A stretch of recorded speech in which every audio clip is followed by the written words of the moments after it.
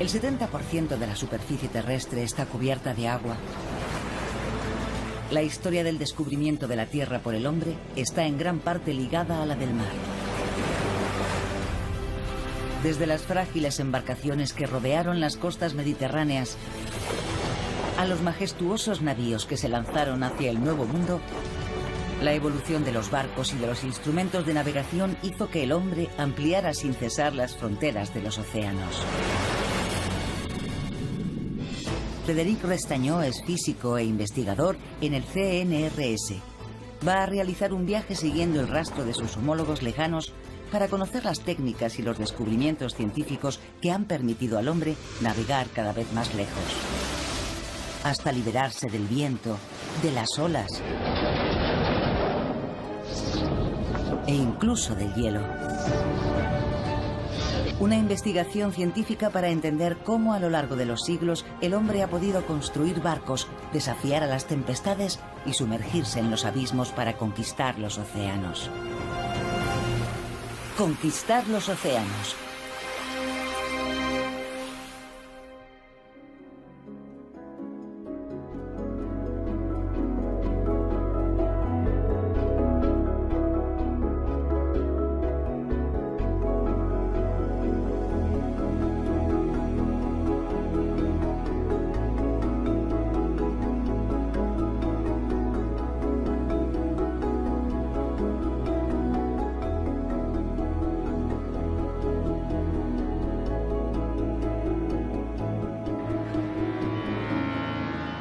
Saint-Nazaire. En los astilleros STX se construyen gigantescos cruceros.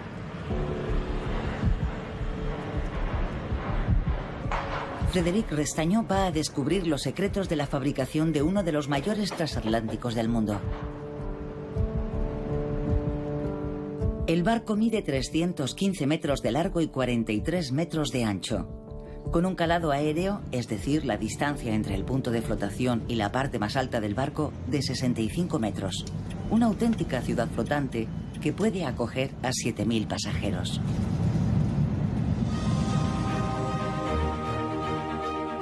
Los ingenieros navales de hoy son capaces de concebir barcos de dimensiones que superan la razón.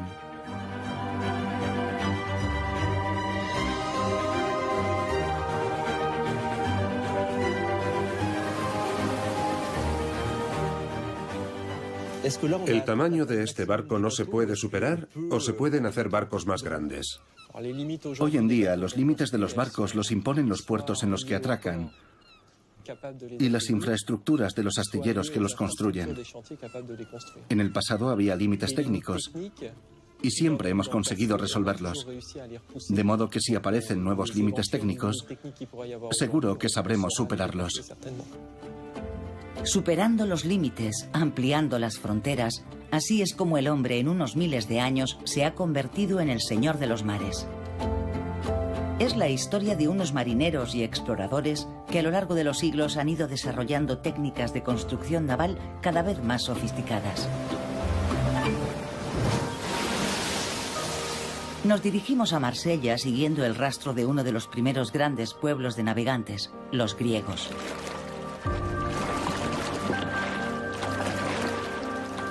En el siglo VI a.C., unos colonos procedentes de Focea, ciudad griega de Asia Menor, llegaron en barco y fundaron Masalia.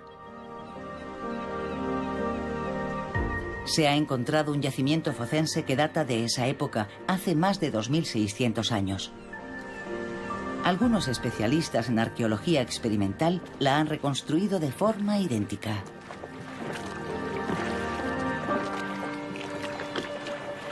Este barco se ha realizado siguiendo los procedimientos de construcción que se usaban en la época antigua. La gran particularidad es que se trata de un barco totalmente ensamblado mediante ligaduras. Es lo que se conoce como un barco cosido. Deben saber que la construcción de un barco así necesita 5.000 horas de carpintería y 3.000 de ligadura.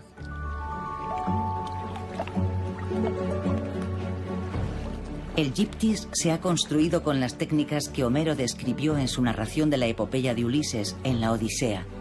También presenta el sistema de propulsión antiguo. Una vela cuadrada, una hilera de remos y unos timones laterales a ambos lados del barco.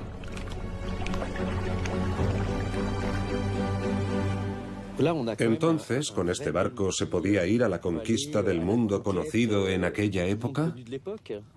No precisamente. Estamos en un barco costero local. Sus 10 metros le confieren cierta capacidad de carga para salir de pesca, para el abastecimiento de proximidad, para transportar personas. Era un poco como la furgoneta de nuestros días. Pero existían otros barcos. Por ejemplo, los colonos griegos navegaban en pentecónteros, lo dice el historiador griego Heródoto. Eran unas naves de 50 remeros de unos 25 o 30 metros de longitud y que seguramente eran barcos cosidos construidos siguiendo el mismo procedimiento que este. Así pues, los focenses habrían explorado todo el Mediterráneo y colonizado Marsella a bordo de largas naves hechas con tablas de madera cosidas.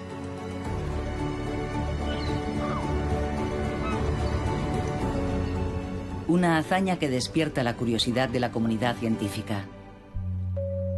Las herramientas digitales permiten comprender mejor las técnicas empleadas por los carpinteros de la antigüedad. Si nos fijamos con más detalle en la construcción, comprobaremos que están todos los elementos tradicionales de un barco de madera. Tenemos una estructura axial, la quilla, que es una pieza longitudinal de madera resistente, a la que añadimos dos elementos, el codaste en la parte trasera y la roda en la parte delantera. El conjunto constituye la columna vertebral del barco. A partir de la columna vertebral, vamos colocando el forro, es decir, las tablas que forman el exterior del casco del barco, y después se ponen los refuerzos transversales.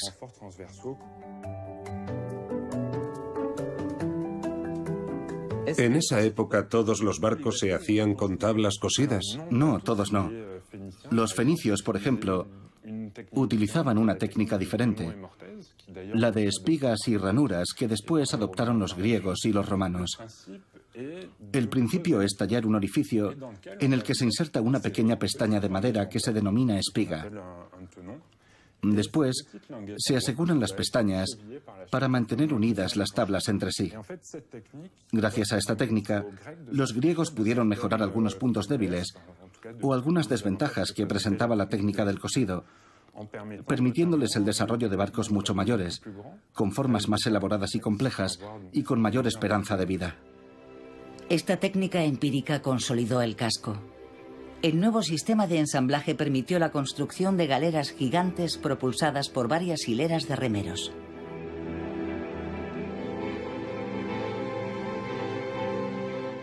¿Qué conocimientos científicos se tenían en aquella época? Bueno, hubo algunas figuras como Arquímedes que en su Tratado de los Cuerpos Flotantes desarrolló una serie de pequeños problemas matemáticos sobre los barcos. En el siglo III a.C., el científico griego Arquímedes estableció el principio fundamental de la hidrostática. En su Tratado de los Cuerpos Flotantes explica que en razón de la gravedad, cuando un barco navega, su peso lo atrae hacia abajo, pero al mismo tiempo la presión del agua ejerce unas fuerzas sobre toda la superficie sumergida del casco. Arquímedes determina entonces una fuerza única, globalmente dirigida desde abajo hacia arriba y opuesta al peso del volumen de agua desalojado. Es el empuje de Arquímedes. Para que un barco flote, el peso del barco y el empuje tienen que equilibrarse. Si se carga en exceso, un barco puede superar el peso del volumen de agua desalojado por el casco, entonces el empuje de Arquímedes no es suficiente para equilibrar el peso del navío y se hunde. Si queremos aumentar la carga y evitar el naufragio, debemos aumentar el volumen del barco.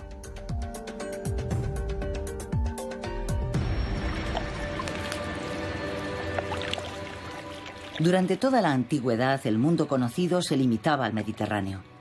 El océano era temido y todos lo creían infranqueable. En aquella época, la ausencia de mapas y de brújula exigía prudencia a la mayoría de los marinos y navegar de puerto en puerto sin perder de vista la costa. A medida que se fue desarrollando el transporte marítimo, los antiguos fueron creando sistemas de señalización para facilitar la navegación. Frédéric Restañó se dirige a Ouessant. Se trata de la isla más occidental de Francia, situada a 20 kilómetros de la costa de Finisterre, en la región de Bretaña.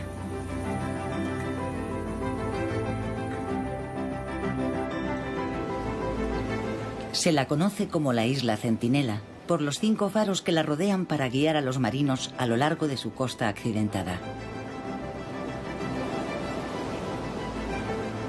Para comprender la importancia de los faros en el desarrollo de la navegación, Frédéric se dirige a un monumento histórico, el Creach, situado en un promontorio rocoso de la punta noroeste de la isla.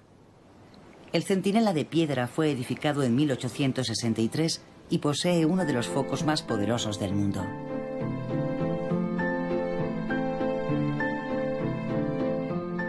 ¿Desde cuándo hay faros? Desde la antigüedad, el faro en el que todos pensamos es el de Alejandría, una de las 7 maravillas de la antigüedad, construido sobre un islote llamado Faros, al que precisamente le deben el nombre todos los demás. Fue construido en el siglo III a.C. y desapareció en un terremoto en el siglo XIV.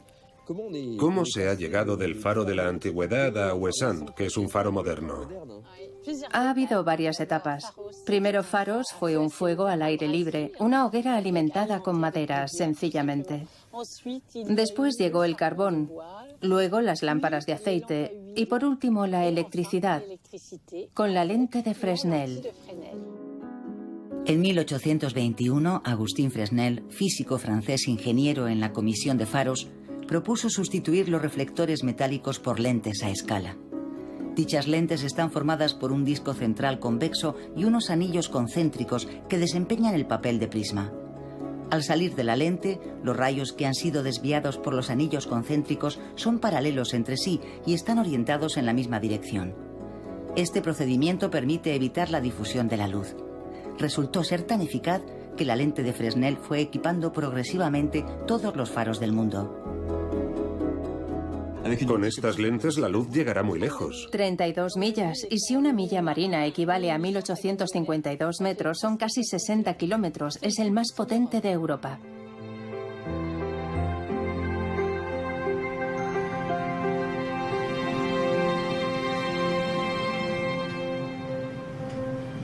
Gracias a los faros, la actividad marítima se desarrolló por el Mediterráneo durante toda la antigüedad, pero no fue el único sitio. Llevados por el afán de conquistar los mares, algunos pueblos emprendieron grandes expediciones. Es el caso de los vikingos. A partir del siglo VIII, una flotilla de dracas sembró el terror en Occidente. Después de Europa occidental, estos navegantes excepcionales exploraron el Atlántico Norte, colonizando Islandia y Groenlandia. En abril de 2016, el Draken Harald Harfrash reprodujo su viaje más increíble, el que les llevó a América hacia el año 1000, es decir, 5 siglos antes que Cristóbal Colón.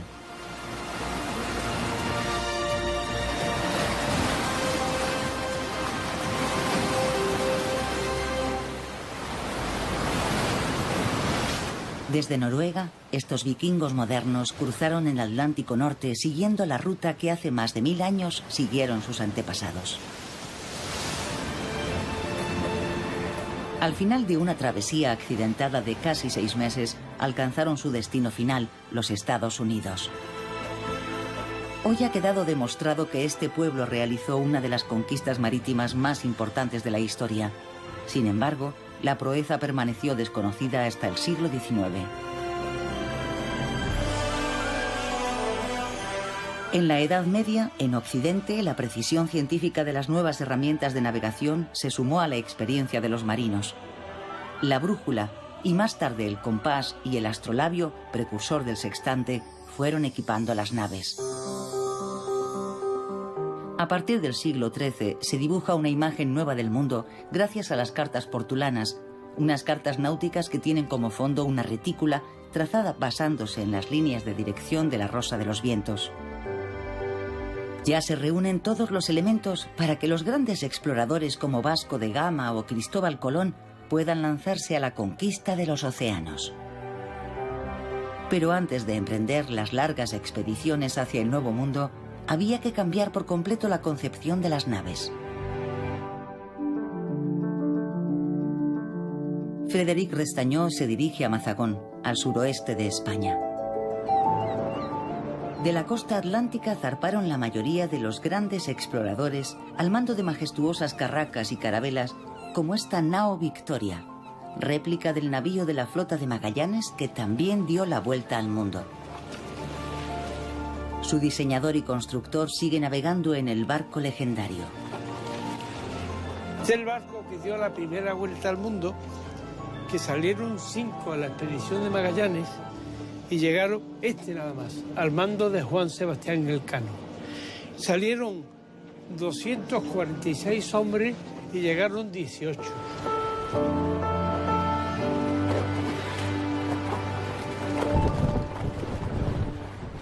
A diferencia de las barcas de la antigüedad, en la nao Victoria los remos han desaparecido, dejando espacio a 4 mástiles y casi 300 metros cuadrados de velamen.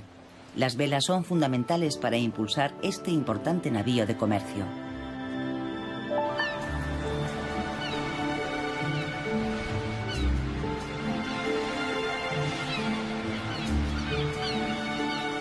¿Cómo supo cómo se había fabricado el barco? No hay planos de barcos de este tipo en aquella época, y esto tuvo una investigación previa que ha durado 3 años, entre archivos, bibliotecas, museos, porque hay unos libros españoles del siglo XVI en los que hablan ya te explican cómo lo construían, cómo unían las maderas, cómo cortaban las maderas, todo eso está perfectamente explicado. En el momento que empieza a aumentar el tamaño del barco, hay que darle rigidez. Rigidez, que el barco no se rompiera con las olas, que el barco, si le daba un golpe de mar muy fuerte, no rompiera, y eso no se conseguía sin cuadernos.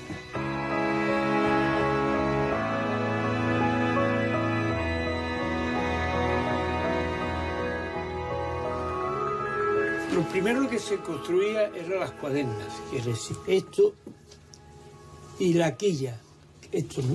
Y una vez que ponían estas cuadernas, ellos iban poniendo la tablazón del forro, la iban poniendo de arriba hacia abajo, clavada también con clavos hierros, y estas piezas se llevaban baos.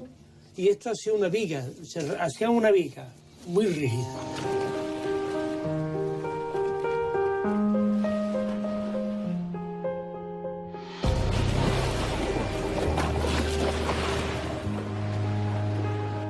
La invención del timón de codaste, pieza móvil vertical colocada en prolongación del codaste del barco, revolucionó la construcción naval. El tamaño del azafrán, la parte sumergida, podía adaptarse al volumen del barco.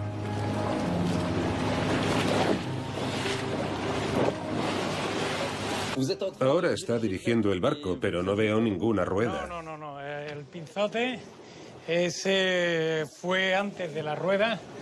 Y fue un invento revolucionario, puesto que antes se llevaba desde abajo la caña. Era la caña y esto es, digamos, una transmisión. Sí, es el pinzote o el palo, la barra, que gobierna directamente el timón central. Mueve la caña de abajo y mueve el timón central que tenemos en popa. Si diriges el barco, si quieres ir a babor, giras la... ¿Y ha dado la vuelta al mundo con esto? Sí. Es increíble. Bueno, nosotros tenemos electrónica, tenemos información meteorológica. El Cano Magallanes no tenían nada. Solo...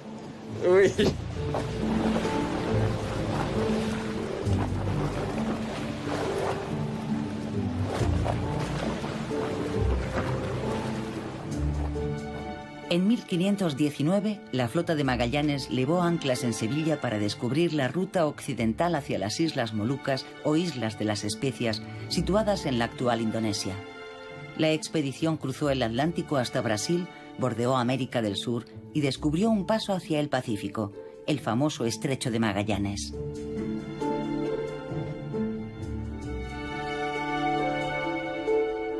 En Filipinas mataron a Magallanes, por eso fue Juan Sebastián Elcano quien dio la primera vuelta al mundo de la historia. A su regreso a Sevilla, después de 3 años de viaje, aportó la prueba formal de la redondez de la Tierra.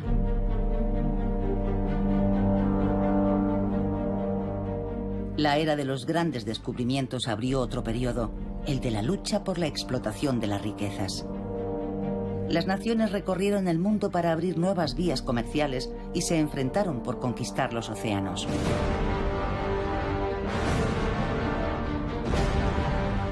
El Renacimiento consagró al galeón y luego a las fragatas, barcos de guerra con varias hileras de cañones. Pero la carrera por la superioridad naval y el aumento del tamaño de los barcos se acompañaron de un aumento del número de naufragios. Era frecuente la falta de estabilidad por la mala distribución de la carga.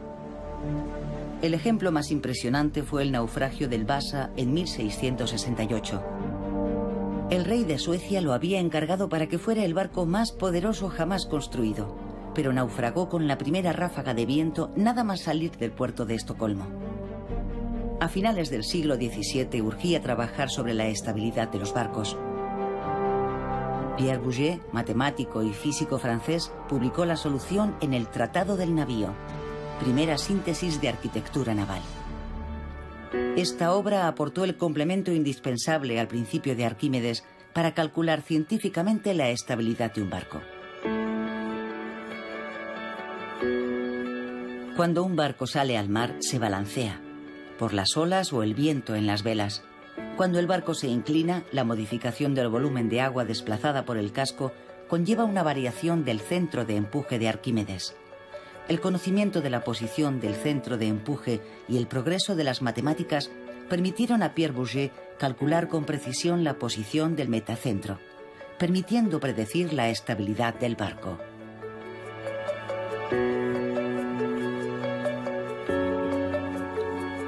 Si se coloca demasiado peso en la parte alta de un barco y el centro de gravedad pasa a estar por encima del metacentro, el barco se vuelve inestable y zozobra. En cambio, si el centro de gravedad del navío está situado por debajo del metacentro, este puede recuperar su posición inicial en equilibrio. En el siglo XIX, los cargueros de vela, cada vez más numerosos, surcaban los océanos con un cálculo muy preciso de sus cargas. Es el caso de un monumento histórico, el Belém. El Belém nació hace 120 años en Nantes. Es un carguero de vela que servía para traer azúcar, cacao y ron de Brasil y las Antillas. Como los barcos salían vacíos de Nantes, con el fin de suplir la falta de mercancías se cargaban con lastre. En aquella época con granito, que se descargaba al llegar a Montevideo, que de hecho se construyó en parte gracias al lastre del Belém. ¿Cuántos kilos se necesitan para un barco como este? Actualmente hemos lastrado el barco con 400 kilos por 800 toneladas.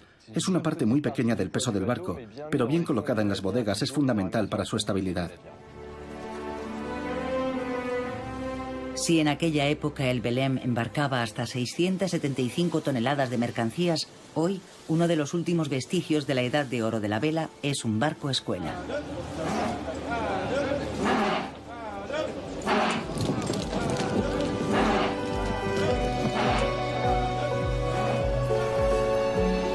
Se necesita una media de 1 hora de trabajo para desplegar la totalidad del velamen en una superficie de 1.200 metros cuadrados.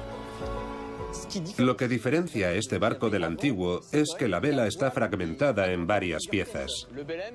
El Belém tiene 21 velas, así que podemos determinar qué vela desplegamos o no según las condiciones. Tiene 3 mástiles, pero el casco es de metal. Sí, a la gente le sorprende mucho. En 1896 estábamos en pleno boom de la construcción metálica. Y estos cascos tienen una gran ventaja sobre los cascos de madera en muchos terrenos.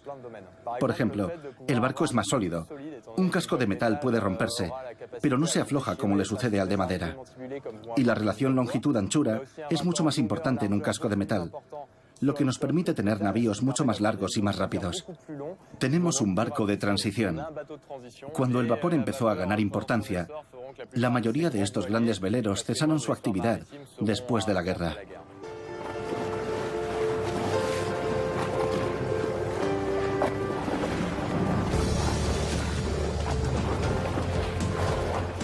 El Belém puede alcanzar una velocidad máxima de 12 nudos, es decir, alrededor de 22 kilómetros hora. A principios del siglo XX cruzó el Atlántico en menos de un mes. Gracias al vapor, el tiempo de trayecto se redujo a la mitad.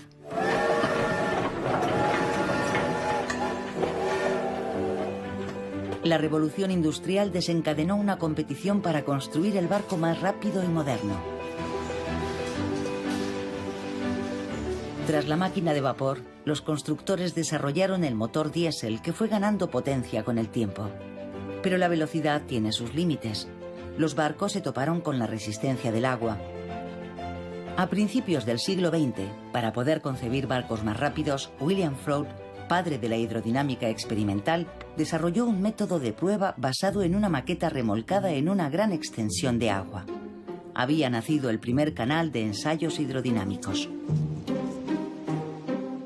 Las leyes de la hidrodinámica presentan propiedades de similitud. Los resultados obtenidos en maquetas pueden extrapolarse a navíos de tamaño natural. Modelos reducidos a escala 1/20 son sometidos a pruebas de propulsión y resistencia en condiciones extremas.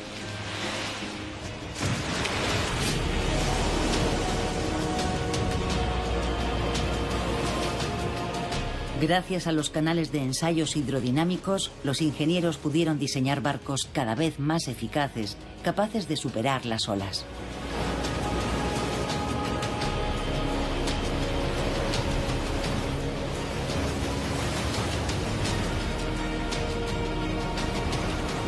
Pero al hombre todavía le quedaba un combate por librar para dominar todas las aguas del globo terrestre, la conquista de los polos. Tras las primeras expediciones científicas de Amundsen y Peary, todos ambicionaban llegar al Ártico y al Antártico. Se abrieron rutas comerciales permanentes a través de las aguas congeladas.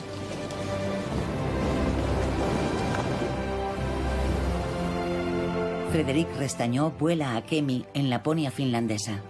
La pequeña ciudad portuaria se encuentra en el extremo norte del Báltico, en el Golfo de Botnia.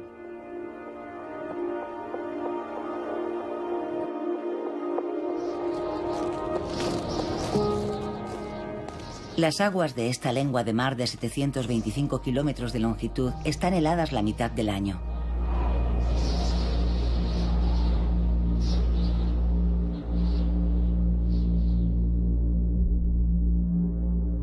Aquí es donde está amarrado el Sampo, un imponente rompehielos de 75 metros.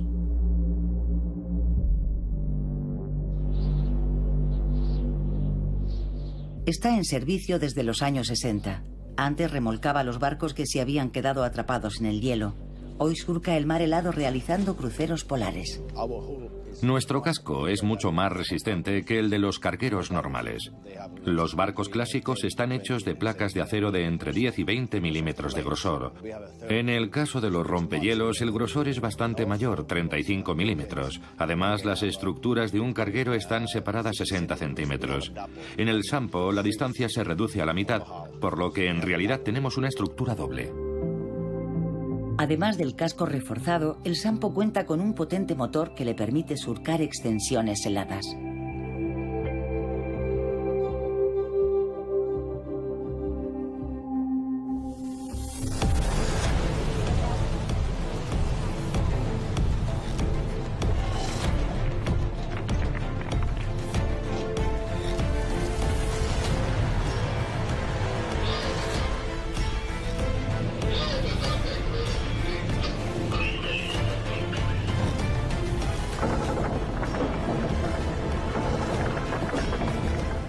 ¿Cómo se obtiene la potencia necesaria para propulsar este monstruo de 3.500 toneladas de acero?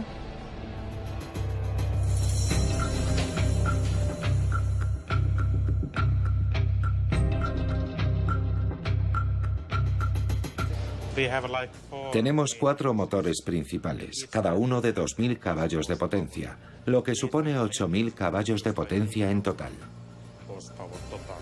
En general, en un carguero la potencia es de 4.000 caballos, es decir, la mitad. Los rompehielos suelen tener un sistema de propulsión en particular, el diésel eléctrico. El Sampo cuenta con unos enormes motores diésel que producen electricidad gracias a 4 generadores. La energía eléctrica alimenta la propulsión de las hélices. Este tipo de propulsión permite maniobras muy rápidas. Gracias a la electricidad podemos realizar rápidamente maniobras hacia adelante y hacia atrás. Cuando el barco se queda atascado en el hielo, tiene que ser capaz de dar marcha atrás y volver a avanzar rápidamente para poder romper el hielo.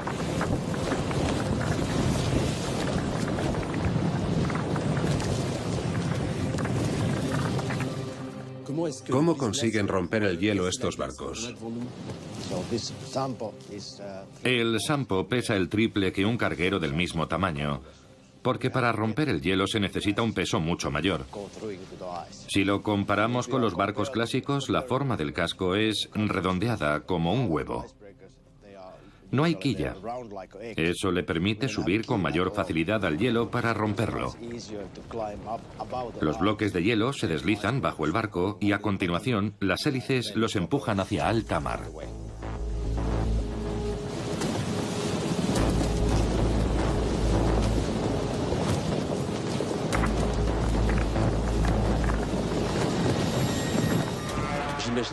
¿Qué sucede cuando un barco se queda totalmente bloqueado en el hielo?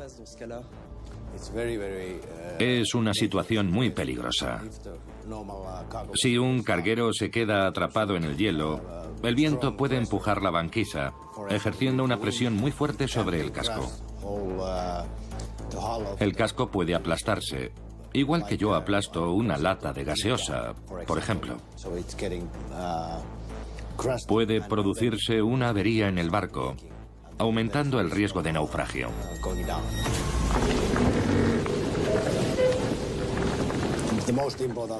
La función más importante del rompehielos es asistir a los cargueros que se quedan bloqueados en el hielo. El rompehielos abre un camino a través del hielo marino para remolcar posteriormente al barco hasta una zona de navegación más segura.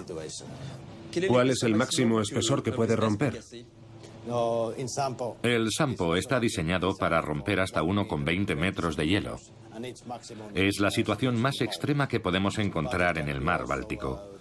Pero existe una clase de barcos denominada clase polar que pueden romper hasta varios metros de espesor de hielo. Hace más de un siglo que la ciencia contribuye al acceso a zonas extremas.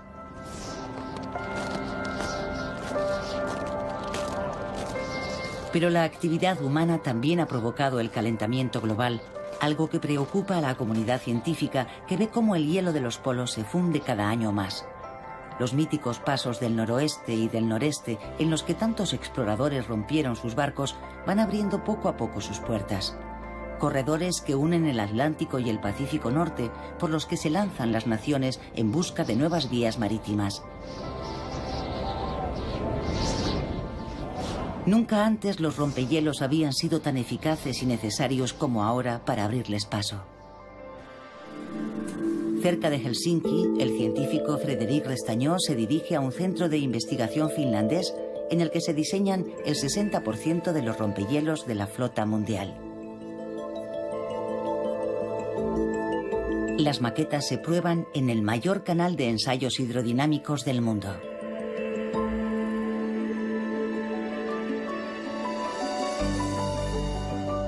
Hoy los ingenieros someten a prueba un modelo reducido de 5 metros de longitud, equivalente a un rompehielos de 1000 metros de longitud. En cuanto a la delgada capa de hielo de 14 milímetros, corresponde a una capa de 1 metro de espesor. El experimento se lleva a cabo para medir las fuerzas que se ejercen sobre las hélices.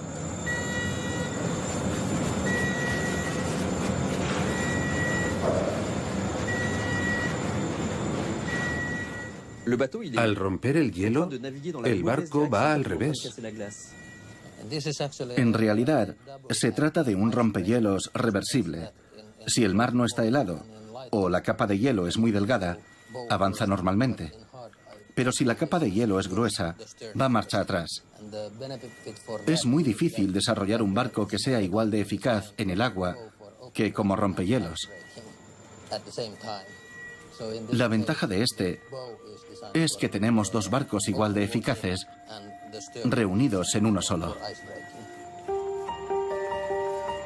Un concepto posible gracias a una nueva generación de hélices. Los ingenieros han trabajado sobre la maniobrabilidad de los barcos para mejorar la propulsión a través del hielo.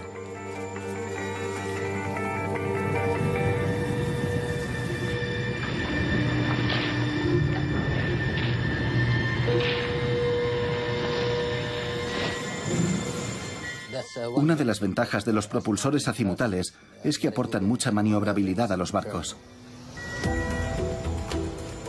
La rotación permite a los rompehielos dar marcha atrás en pocos segundos. Tradicionalmente, los barcos se propulsan mediante una hélice que al empujar el agua hacia la parte trasera del barco lo hace avanzar. La potencia imprimida por el motor se transmite a los árboles de transmisión y después a la hélice. Pero para dirigir el barco se necesita un timón. En la segunda mitad del siglo XX se inventó el propulsor azimutal. La hélice podía girar 360 grados. Este sistema orientable permitió maniobras más rápidas y precisas.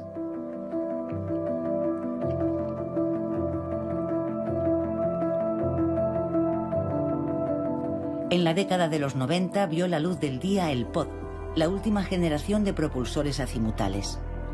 Un invento finlandés que primero se utilizó en unos impresionantes rompehielos.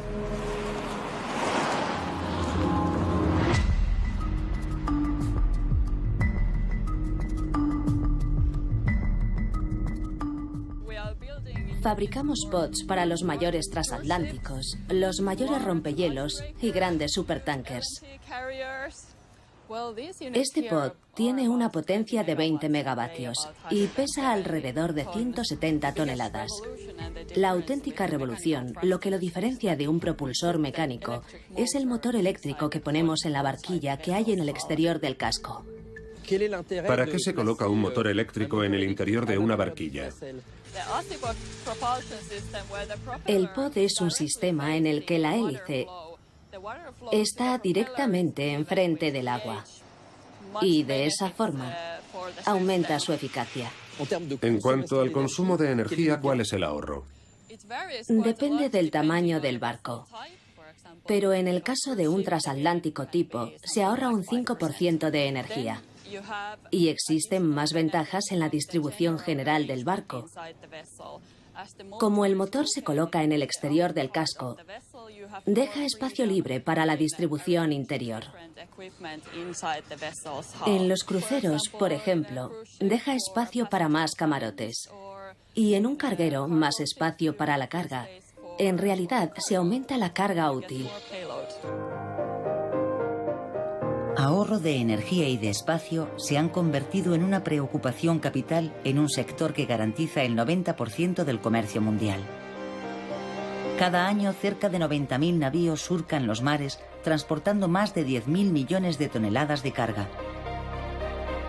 La lucha por la monumentalidad ha alcanzado su punto culminante con unos buques portacontenedores y unos cruceros de varios cientos de metros.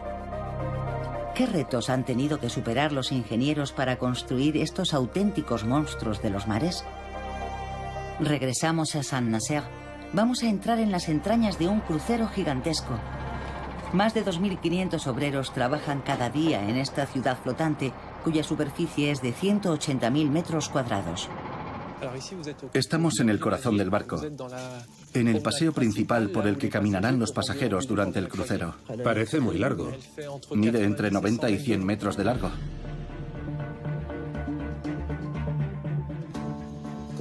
Una sala como esta, que es una especie de gran espacio hueco en el interior, se opone a la idea de rigidez que todos tenemos del barco. Falta materia para ensamblar la rigidez. Realizamos muchos cálculos. Tenemos muchas formas de ocultar los elementos estructurales, que sin embargo están ahí, como postes, columnas y algunos paneles que están en el exterior de esta zona hueca.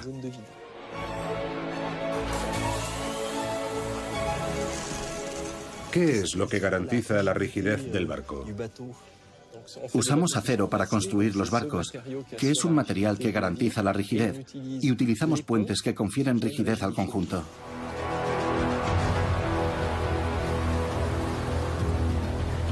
Pero el desafío estructural más complejo para los arquitectos es ubicar el máximo de camarotes en los barcos de crucero.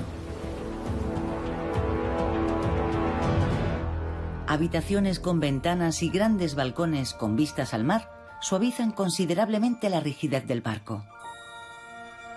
Para responder a las exigencias de los cruceristas y a la vez reforzar la estructura del barco, los ingenieros han colocado travesaños en cada puente.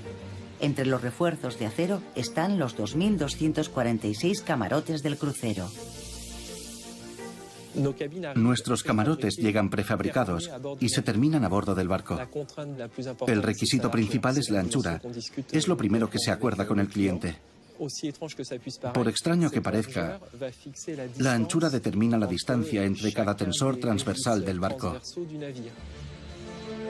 Los ingenieros tienen que adaptarse permanentemente a las exigencias de los armadores, incluyendo unos plazos de entrega récord. Fue necesario un año para construir y ensamblar los 80 bloques de este barco de 70.000 toneladas.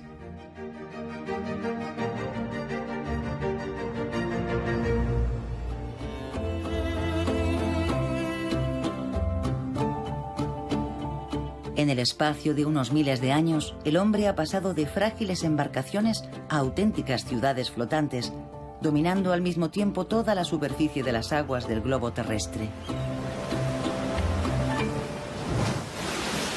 Pero todavía queda por descubrir un universo inmenso. El mundo submarino, nuevo territorio de exploración, de conquista y de ensueño. Durante siglos las profundidades han inspirado a escritores. El más visionario, Julio Verne, escribió las aventuras del capitán Nemo en sus 20.000 leguas de viaje submarino. Los protagonistas de esta novela de aventuras exploraban el fondo de los océanos equipados con escafandras, una tecnología que en el siglo XIX estaba dando sus primeros pasos. Antes de la escafandra autónoma de Cousteau-Gagnan, el mar era un espejo de 360 millones de kilómetros cuadrados. Realmente no llevamos mucho tiempo explorando para conocer la vida submarina. Cristóbal Colón aportó al mundo occidental América, con sus indios, dicho sea de paso.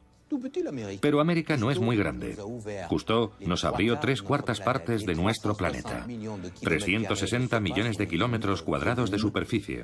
Un volumen rico en miles de especies extraordinarias. Ese es el legado de Cousteau. En inmersión, la presión suele expresarse en bares. En la superficie, la presión atmosférica es de alrededor de 1 bar, que corresponde más o menos a 1 kilogramo por una superficie de 1 centímetro cuadrado. Cuando el submarinista desciende, la presión aumenta alrededor de 1 bar cada 10 metros. Los pulmones se comprimen. Para que no se aplasten, es necesario que el aire respirado se oponga a esta compresión. En 1943, el comandante Cousteau y Émile Gagnan crearon un descompresor. El sistema expande el gas fuertemente comprimido en la botella y se lo suministra al buzo a la presión del agua que le rodea.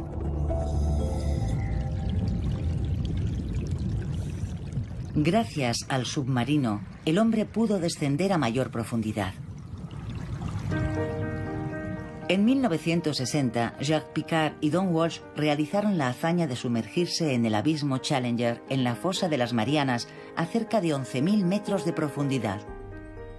1.100 bares de presión, 1.100 atmósferas. Es simplemente colosal. No sabían si iban a regresar. Era más duro que ir a la Luna. Sigue siendo más duro que ir a la Luna. Además de ser toda una hazaña, la inmersión histórica demostró la existencia de vida en las zonas abisales. A partir de entonces comenzó la era de la exploración científica de los grandes fondos. Los centros de investigación de todo el mundo, como IFREMER, empezaron a desarrollar herramientas para tener éxito en esta misión. A bordo de barcos oceanográficos, los investigadores llevan robots como ROV, un vehículo teledirigido de exploración submarina. Es un aparato capaz de descender a 2.800 metros y tiene un volumen muy reducido, así que nos permite llegar a lugares de difícil acceso, como el interior de un pecio, el interior de un cañón, lugares que son frágiles. Podemos acercarnos mucho a las estructuras. El Horus 3D, una herramienta innovadora que utiliza alta definición de fotogrametría submarina y permite a los científicos estudiar con precisión las profundidades. Pecios, restos arqueológicos. El sistema también permite cartografiar grutas submarinas inaccesibles.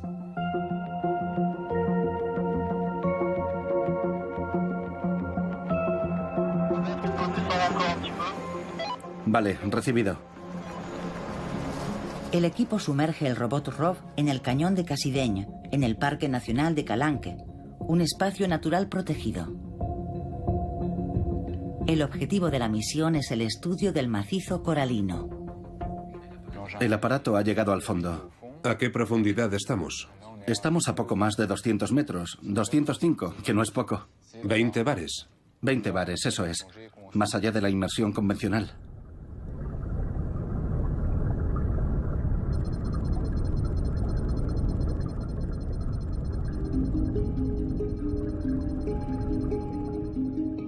¿Es el resultado que hemos visto antes?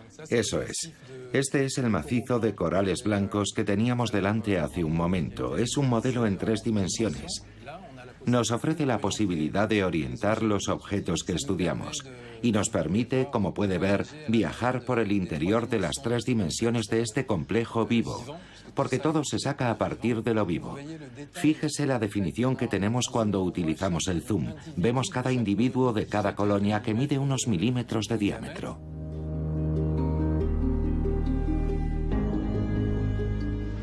Tener unos archivos en 3 dimensiones permitirá en el futuro volver a estos puntos que hemos identificado y saber si ha crecido, si ha muerto, si se han instalado otras especies. Poco a poco iremos sabiendo más sobre la distribución de la biodiversidad, especialmente en las profundidades.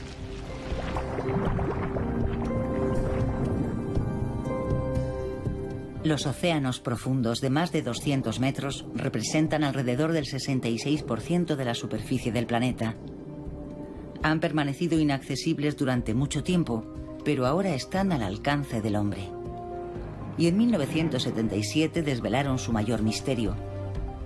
En la dorsal oceánica de Galápagos, en la frontera entre 2 placas tectónicas, un grupo de geólogos americanos y de científicos franceses del IFREMER descubrió manantiales hidrotermales, manantiales de agua caliente procedentes de las entrañas de la Tierra. Atónitos, los científicos habían encontrado una profusión de vida en el entorno hostil de los volcanes submarinos.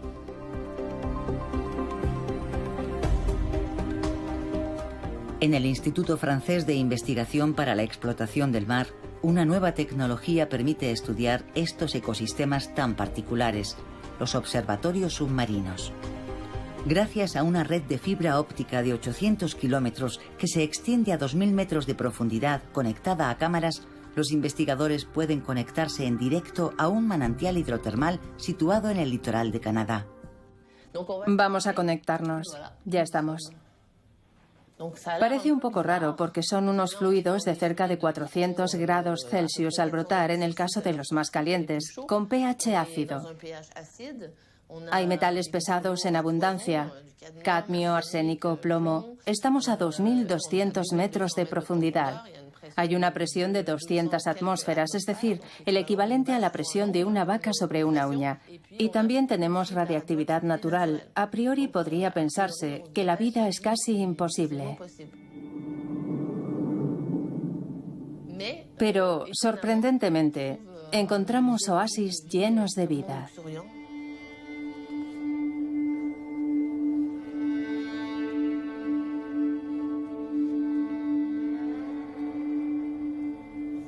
¿Qué temperatura tenemos?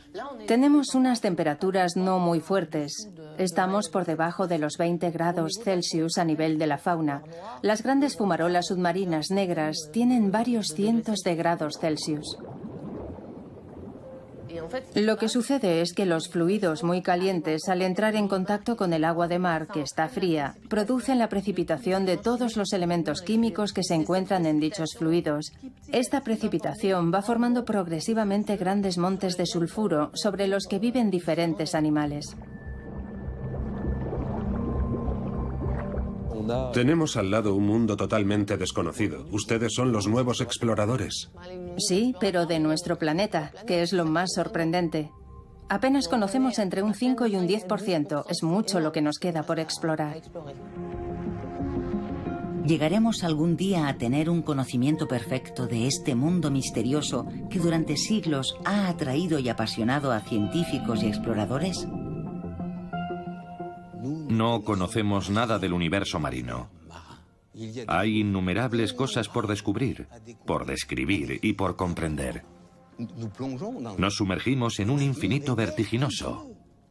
Vertiginoso. Debemos ir a ver lo que sucede bajo el mar. La tecnología y el ingenio humano nos proporcionan la posibilidad de ir a explorar un nuevo campo que se abre ante la humanidad.